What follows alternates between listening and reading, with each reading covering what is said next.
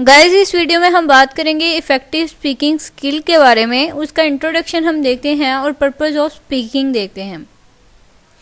तो इंट्रोडक्शन में पहले तो इसका जनरल मीनिंग है conveying a message through words of mouth, यानी अपने आपके जो माउथ है उसमें से जितने भी वर्ड्स निकलते हैं, मतलब आपने जो मैसेज कन्वे करना होता है अपने वर्ड्स के थ्रू, उसको हम स्पीच कहते हैं जनरल सेंस में अगर इसका मतलब देखा जाए।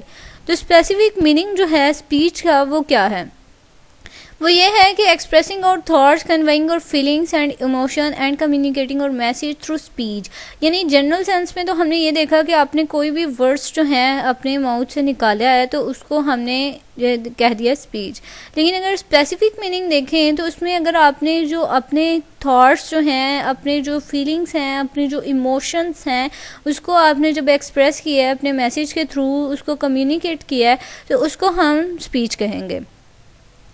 और स्पीच जो है ये बहुत ज़्यादा इम्पोर्टेंट स्किल है, एक्वायर जो किया जाता है ये बहुत ही इम्पोर्टेंट स्किल है, क्योंकि इसकी एक रिमार्केबल सोशल यूटिलिटी है। क्योंकि हमने सोशली कम्युनिकेट करने के लिए हमें स्पीच की बहुत ज़्यादा ज़रूरत है। हम स्पीच के बगैर even we can't live without it. तो हमें जो भी बात करनी है हमें उसके लिए वर्ड्स का यूज़ करना पड़ता है, और ये जो है इम्पॉर्टेंट है हमारी लाइफ में, एक इम्पॉर्टेंट स्किल है, इसकी सोशल यूटिलिटी है।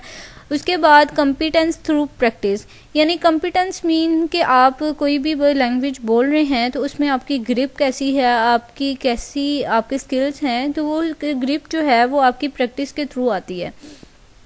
अब इसी तरह आप देखते हैं कि मतलब आहिस्ता आहिस्ता इंसान जो है उसकी ग्रिप जो है अपनी इसके लैंग्वेज में वो बहुत ज़्यादा स्ट्रॉन्ग हो जाती है। तो जितनी आपकी प्रैक्टिस होगी उसी हिसाब से आपकी कॉम्पिटेंस भी होगी। तो अब मोस्ट ऑफ द टाइम आपको पता है कि हमने जितना भी टाइम स्पेंड करना है वो स्पीकिंग पे, मोस्टली हमारा जो टाइम है वो स्पीच पे जो है वो स्पेंड होता है, कि हम बोलने में अपना वक्त ज़्यादा यूज़ करते हैं।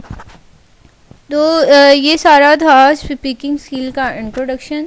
नेक्स्ट हम देखते हैं कि पर्पस ऑफ स्पीकिंग क्या है, कि हम जो बोलते हैं उसका पर्पस क्या होना चाहिए या क्या पर्पस है।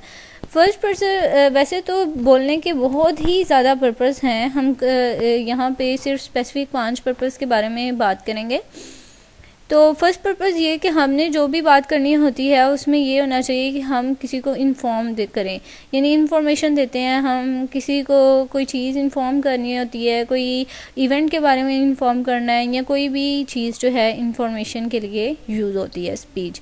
सेकंड बात ये कि हम to pursue, to take action, यानी कोई भी एक्शन लेने के लिए हम स्पीच यूज़ करते हैं कि नेक्स्ट पर्सन जो है हमारी बात सुन के कोई एक्शन ले, या हमने खुद कोई एक्शन लेना होता है, तो इससे रिलेटेड स्पीच की जाती है।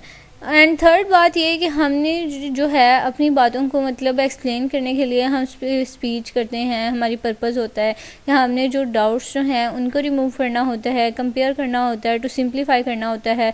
किसी बात जो है उसको बहुत ज़्यादा, उसमें अगर किसी कन्फ्यूजन है, कोई शक है उसे, तो उसको ख़त्म करना है हमने, या फिर किसी चीज़ के साथ हमने कंपेयर करना है, या बहुत सिंपल वे में उस बात को हमने बताना है।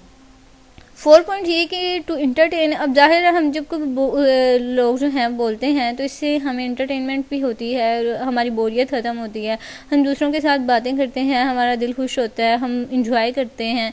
तो ये सारी चीज़ें जो हैं, हमारी स्पीच जो है वो इंटरटेनमेंट के लिए भी यूज़ होती है।